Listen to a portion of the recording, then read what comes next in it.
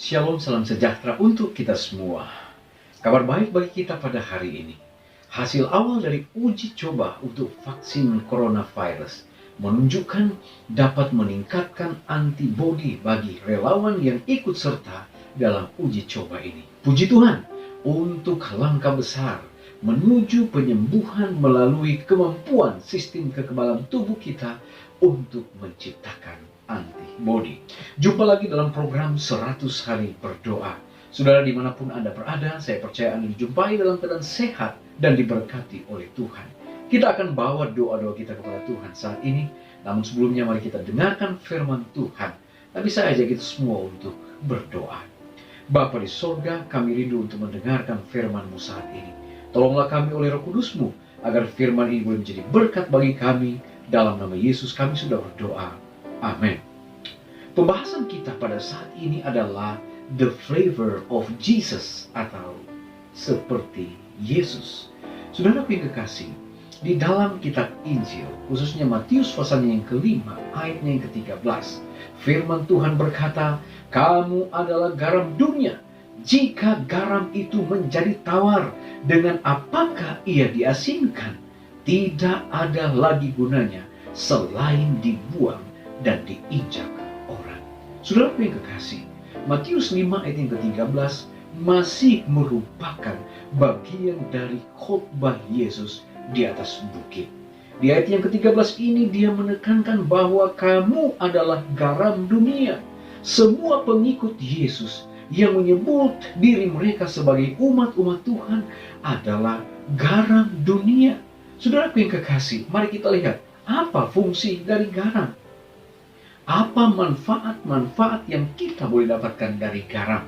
Saya coba browser di Google, kemudian ditemukan di sana ada begitu banyak manfaat dari garam. Di antaranya, garam bisa mencerahkan warna pakaian.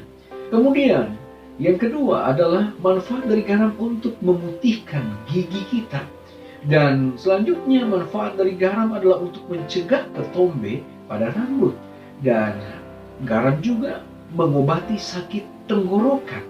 Ketika Anda ada gangguan di tenggorokan, Anda bisa berkumur dengan garam, maka beberapa saat kemudian keluhan Anda di tenggorokan akan menjadi reda kembali. Kemudian mengobati luka.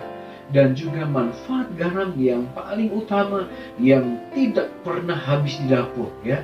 Oleh karena garam ini adalah penyedap rasa dalam sajian setiap makanan. Itulah beberapa manfaat dari garam itu sendiri. Nah, saudaraku yang kekasih, seorang hamba Tuhan yang bernama Pendeta L. Margo Adi, dia mengatakan kekristenan adalah garam yang mampu memberi cita rasa yang sedap dan keharuman bagi kehidupan. Tetapi kenyataan sering kita temui bahwa banyak orang Kristen justru menjadi biang masalah bagi kehidupan. Menjadi tantangan untuk kita, saudara. Apa yang disampaikan oleh Pendeta Margo Adi, bahwa sesungguhnya umat-umat Tuhan, pengikut-pengikut Kristus, dikatakan sebenarnya kita mampu untuk memberi cita rasa yang sedap dan keharuman bagi kehidupan. Artinya, dimanapun kita berada, kalau kita memiliki predikat sebagai orang Kristen, jadilah sosok yang boleh memberikan cita rasa yang sedap bagi orang lain. Artinya, kita boleh menjadi pengaruh yang baik, bukan pengaruh yang buruk. Kita harus memberikan contoh-contoh yang baik, bukan contoh-contoh yang buruk. Kita harus melakukan satu keteladanan yang Yesus telah tunjukkan, yang harus dilakukan, yang harus dibuat oleh kita sebagai pengikut-pengikut Tuhan. Jangan katanya kita sebagai orang Kristen justru menjadi biang masalah bagi kehidupan atau di mana kita berada. Ini menjadi satu contoh yang buruk. Saudara yang kekasih, Nyonya White di dalam buku Khotbah di atas Bukit halaman 35 dan 36 menyebutkan bahwa ketika Allah menyebut anak-anaknya sebagai garam, Ia akan mengajar mereka bahwa tujuannya menjadikan mereka sebagai subjek anugerah, dan Dia merindukan agar kita bisa menjadi agen dalam menyelamatkan orang lain. Saudara, garam harus dicampur dengan zat yang ditambahkannya. Kemudian ketika dicampurkan itu harus menembus dan meresap untuk melestarikan. Demikianlah melalui kontak pribadi dan pergaulan dari manusia sebagai pengikut Tuhan, dikatakan kita bisa menjadi pengharum bagi orang lain dimanapun kita berada. Pertanyaan untuk kita renungkan bersama adalah, apakah sebagai orang yang percaya kepada Kristus atau sebagai garam dunia, sudahkah kehadiran kita memberi rasa atau memberi dampak positif di mana Tuhan izinkan kita berada dan berkarya? Perhatikan ini dengan seksama. Jika kita tidak bisa menjadi garam dunia, atau jika kita tidak memberi rasa atau dampak positif bagi orang lain, berarti kita telah gagal menjalankan hidup kekristenan kita. Tetapi sebaliknya, apabila kita menjadi orang-orang yang baik, orang-orang yang mau mentransfer akan kebaikan Tuhan dalam kehidupan kita, dan kita mau menunjukkan satu kehidupan yang tentunya apa yang Allah inginkan untuk kita lakukan, maka kita boleh katakan adalah garam dunia. Matius 5 ayat 13, kamu adalah garam dunia. Jika garam itu menjadi tawar, dengan apakah dia diasinkan? Tidak ada lagi gunanya selain dibuang dan diinjak orang. Kiranya Allah memberkati kita lewat firman ini, dapat menolong kita untuk menjadi pribadi-pribadi yang dapat menjadi saksi Kristus dimanapun kita berada. Tuhan Yesus memberkati kita. Saudara yang kekasih, kita akan datang pada doa pada saat ini.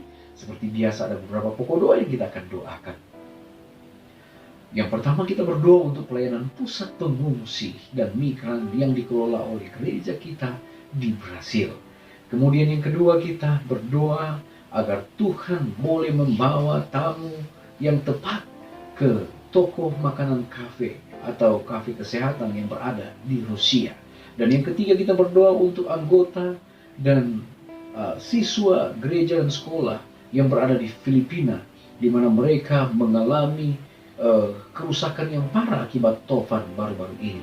Dan kita berdoa yang keempat adalah untuk pusat gaya hidup yang berada di Bogor, di mana saat ini memiliki sangat sedikit tamu sejak wabah COVID-19. Dan tentunya mereka saat ini bergumul sehubungan dengan finansial. Baik saudara-saudara, mari kita datang pada doa dan kita siapkan waktu saat ini untuk berdoa bersama-sama. Mari kita satu dalam doa. Bapa di surga, kami datang padamu Tuhan. Kami bersyukur oleh karena Tuhan telah memberkati kami. Kami boleh melewati akan berkat-berkat Tuhan dalam kehidupan kami. Dan saat ini Bapa, dalam program 100 hari berdoa, kami kembali boleh dikuatkan oleh firman Tuhan bahwa kamu adalah garam dunia. Tolonglah kami Bapa, agar kami boleh menjadi pengaruh-pengaruh yang baik dimanapun kami berada. Kami berdoa untuk pokok-pokok doa pada saat ini Tuhan. Biarlah kiranya Engkau akan memberkati. Bapa di surga, kami berdoa untuk pusat pengelolaan pengungsi yang dikelola oleh gereja Advent yang berada di Brasil. Tuhan tolong berkati akan kelompok yang telah memberikan dampak yang positif untuk pelayanan pekerjaan Tuhan di sana. Biarlah lewat kelompok ini dapat menjangkau banyak orang yang saat ini Tuhan di situasi pandemi COVID-19 mereka boleh membawa jiwa-jiwa untuk dimenangkan. Kami juga mau berdoa Tuhan untuk kafe kesehatan yang berada di Rusia. Tuhan tolong berkati sehingga kafe kesehatan yang dikelola oleh gereja kami boleh mendapatkan akan tentunya banyak pelanggan yang boleh datang. Walaupun di situasi COVID-19 ini mereka juga sangat membutuhkan kasih Tuhan, sehingga kafe yang berada di Rusia ini boleh akan terus berjalan, di mana lewat kafe ini juga boleh diberitakan kasih Yesus bagi banyak orang. Kami juga berdoa untuk gereja dan sekolah, untuk pusat gaya hidup sehat yang berada di Bogor, Jawa Barat. Mereka saat ini kesulitan secara finansial oleh karena berkurangnya pengunjung ke tempat tersebut. Kiranya Tuhan akan berkati dengan cara Tuhan akan mencukupkan akan kebutuhan-kebutuhan mereka, sehingga pusat gaya hidup sehat yang ada di Bogor, Jawa Barat ini akan terus berkembang, akan terus menjadi berkat, terlebih boleh menjadi saksi Yesus bagi mereka yang menuju atau sering datang ke tempat tersebut. Bapa di surga, kami terus berdoa, bila Tuhan akan berkati kami, Tuhan akan selalu lindungi kami, hindarkan dari berbahaya celaka, lebih khusus Tuhan di saat pandemi COVID-19 ini, kami akan terus diberkati dengan kesehatan kekuatan, oleh karena Tuhanlah yang menyertai kami.